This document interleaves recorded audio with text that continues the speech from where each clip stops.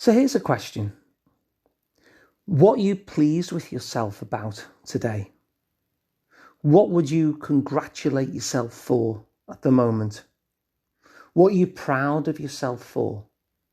What's going well at the moment for you? What are the things that you're doing that mean that you're pleased with what you're doing? What are the things that you're noticing that tell you that at least some of the things you're doing right? What's right with you at the moment? These are all questions that I want to invite you to ask of yourselves today, and not just today, but other days as well. And the reason why I'm inviting you to ask these kind of questions, what's going well? What am I proud of myself for? What would I congratulate myself for? What is it that I wouldn't change about me because I actually like that aspect of me? The reason why I'm inviting you to ask those questions is because these are questions that we really miss quite often, don't we? In the hullabaloo of life.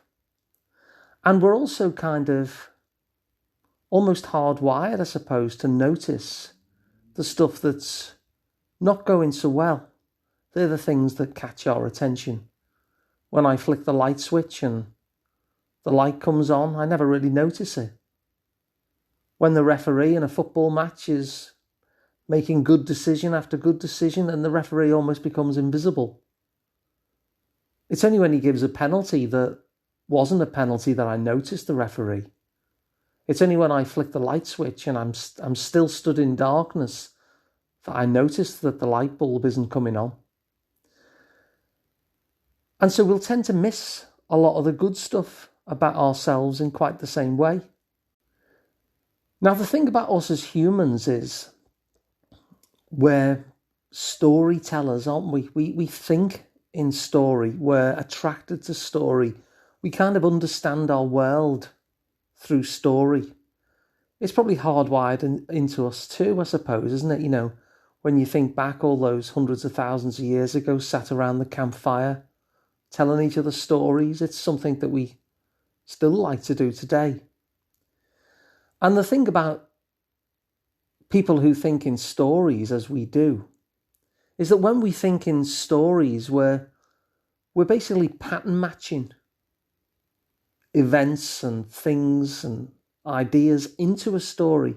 We're pattern matching aspects of ourselves into a story about ourselves. And that helps us make sense of things. So there's nothing wrong with that too much. But one of the side effects of doing that is we actually, by pattern matching things in, we exclude a whole host of things that could well have been in the story, that in fact really are part of our story. But we've edited them out when we pattern match the other stuff in. And so a big part of getting that balance right again is to look out for those things that we've pattern matched out, to look out for those things that we've edited, that they're not part of the story that we tell ourselves, but they're still just as much there as the things that are in the story.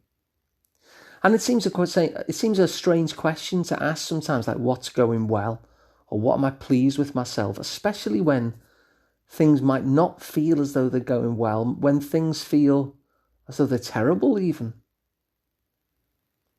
But it's in those moments in particular, when things aren't going well, when we've pattern matched that story, and it might even be a true story, that things are going awfully for us at the moment.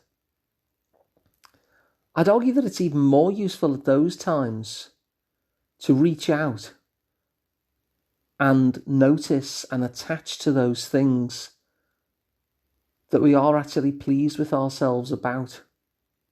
It may be that we're in the midst of something where we're really beating ourselves up, or we're really feeling low or heavy.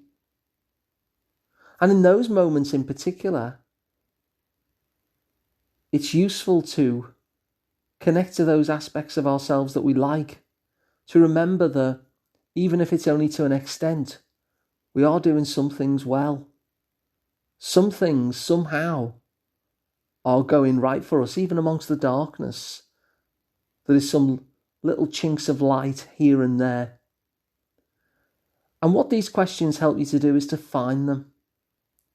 And so that's my invite to you, not just today, but other days as well. Notice in yourself what's going well. Notice the things that you're doing right. Notice the things that you're proud of yourself for.